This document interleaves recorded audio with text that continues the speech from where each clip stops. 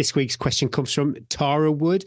I've just started a 16-week training program for a 50K in March, and there is a lot of back-to-back running in it. I've usually avoided running consecutively in fear of injury, but now I'm wondering if this is actually a key part of training, running on tired legs, or can I swap that second run session for a bike session? Advice, please. P.S. I'm soon to be 50 and now on HRT, if that makes any difference. Thanks, Tara. Yeah, we were a bit confused, actually. Is this like back-to-back long runs maybe at the weekend, or just back-to-back days throughout the week? So yeah, hopefully we answer it correctly. But yeah, first over to you, Trish. What do you think? I'm reading it as you're just doing consecutive days of running now in your normal training program. So what I would say is there's a couple of things. So firstly, have you had injury previously? So if you have had injury previously and it was due to, for example, increasing load, then by increasing your running, you definitely do want to be keeping an eye on that because of your age as well. So as we get older, we definitely want to be getting stronger as well and doing more strength and conditioning stuff. As you get older, that's one of the key things you can do and should be doing. I would definitely recommend that in terms of that would stave off a lot of the injury issues there. The other thing to remember as well is actually what effort level of your running. So, are you doing a big chunk of your training at an easy level, or for example, are your consecutive days, for example, a hard day followed by another hard day, or a hard day followed by an easy day, for example? It's really difficult to give advice on that without actually seeing your plan. But generally, you don't want to be doing back-to-back hard days, okay? The vast majority of your plan should be easy running, and you do want some hard stuff in there. But again, looking at your age as well, I would say probably one hard session as a max per week, and this is just generally, I would say, as a coach. But again, it depends for you individually. And that next day, for example, that might be a good day to put in a bike session as opposed to a running session. There are so many fantastic female runners that do fantastically well at ultra running who do a huge amount of time on a watt bike. So you can definitely build up the base that you need for that. If you're going to do a 50K, it depends on, again, if you just want to complete or whatever, you do need to be training. You do need to be doing run-specific training. Keep that in mind. Don't swap too many out with bike sessions. Ultimately, you want to run and not bike it. But bike is a definite good go-to in terms of increasing your endurance, your aerobic capacity, but also your VO2 max as well if you get some of the sessions right. But my key takeaway would be look at strength and conditioning for the injury stuff if you're worried about that, because you definitely should be doing it. If you're increasing your running program, it's pretty normal to be running most days, I would say. But again, it depends on what your load is. So, for example, I run 6 days a week, and when I'm in a high training period, some of those will be double days. Russell, for example, might do double days most days to get the mileage in that he requires, depending on your training and your time, for example. So maybe look at that. Maybe also look at the fact that there's a lot of evidence now, particularly for older women, that doing double runs per day, for example, shortening the amount of time that you spend on those runs, but doing double a day, that can actually be more beneficial. So there's lots of different ways to look at it. But generally, I would say strength and conditioning for sure, get going with that. You can swap runs for bike stuff, but again, it totally depends on what's going on with your plan. So ultimately, you do need to, if you're going to be running, you're going to have to do some run training for that. Always start with a plan that you can come in with at the right level as well. So if the plan is asking you to do 4-5 runs a week and you're currently on 2-3, it might not be the best plan for you. Don't fit the plan to you, you fit the plan. Take a look at it, take the bit, be more like Gary. Look at the plan, take the bits you like out of it, and then change it to fit with you.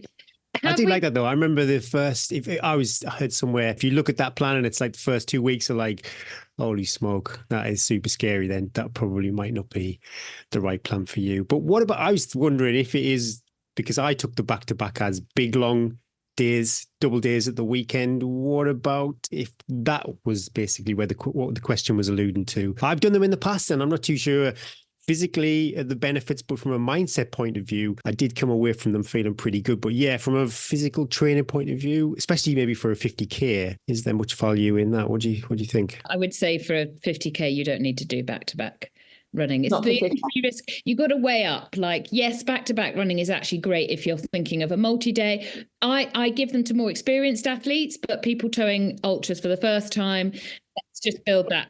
Let's just get a good long run and recover the next day, because it's the recovery that makes you fitter. So if it is about back-to-back running, especially for a 50K, focus on just having a really good quality long run rather than the next day, because that is when the damage will be done. Rebecca, what do you think? She says she's 50 and she's on HRT now. What difference does taking HRT make to your ability to train? Does it give you superpowers? It's hopefully helping to limit anything like bone thinning and bone mineral density loss that you can have as you pass through sort of menopause and your estrogen levels drop. So keeping your estrogen stronger keeps you in that sort of pre-menopausal hormonal state. So hopefully it's avoiding that sort of injury risk. So bones and muscles and joints and tendons, all those things hopefully are less at risk. In terms of how you sort of make sure that is the case, is, as Trish says, adding in strength work as a minimum is the thing that I would certainly look to add in to for anybody who's increasing their mileage at whatever age, but certainly as you get older, just because we know the importance of strength work just for longevity in general, let alone sort of athletic performance. So yeah, HRT hopefully is helping get rid of any symptoms. It's getting rid of that sleep disturbance, all of that sort of thing, which can have a detrimental effect on your training. So certainly by being able to sleep better, making sure your body is sort of physically not at risk of the low estrogen levels, that will be all positive. But it's not a substitute for also doing then the training and the strength work on top. Should we all be on HRT then in our 40s as women? It's really difficult to know that, isn't it? It's becoming like obviously something we're much more aware of, and anyone who's got symptoms is encouraged to obviously go and have that discussion in that perimenopausal period, rather than waiting till everything has sort of stopped and afterwards. Yeah.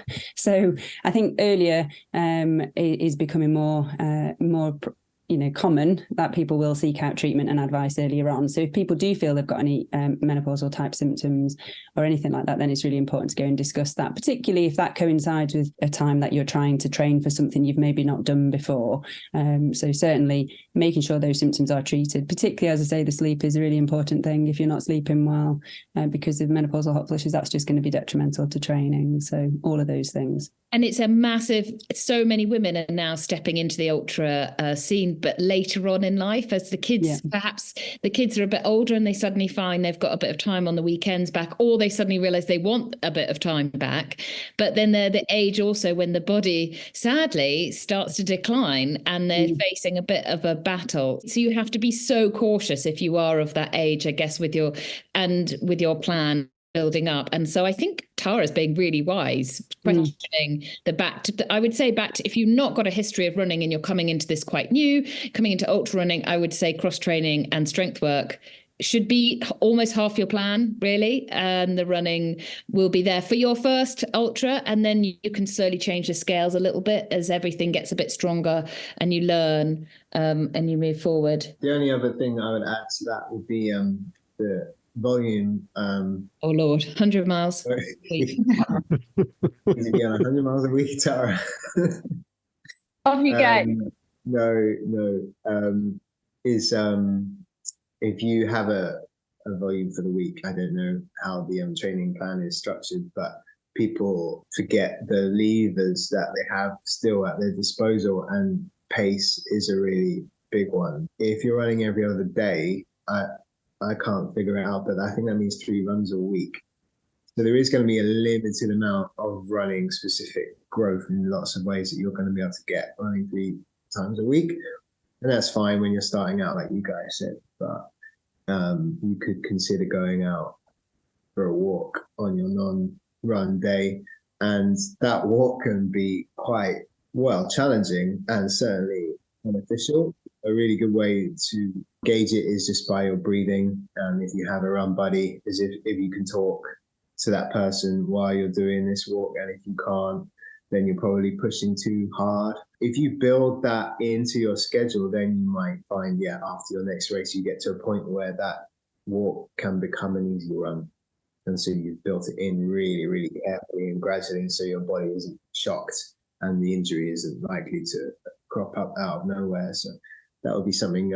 I often send my athletes a video that I found of Kenyan athletes going out for their easy run at 6 a.m, because people can't believe how slowly they run, and there's still benefit there. There's still immense benefits there. So sometimes just understanding that pace lever, you can pull that right down, run really easy or walk, and still get massive benefits from that. I love it there. If you have a run buddy, it's just a self-regulator, isn't it? You just, if you can't have a conversation, then it's not easy. It's simple as that. Until one of you's got pushing the pace. Yeah. Good luck, Tara. Looking forward to your photo on the Facebook group of you finishing with your goodies, whatever you get at the finish line. Keep us posted how you get on. Chain Trail Snood, Wild Way, en route. That's what we want to see in the Facebook group. It's basically a tick box of things to complete now.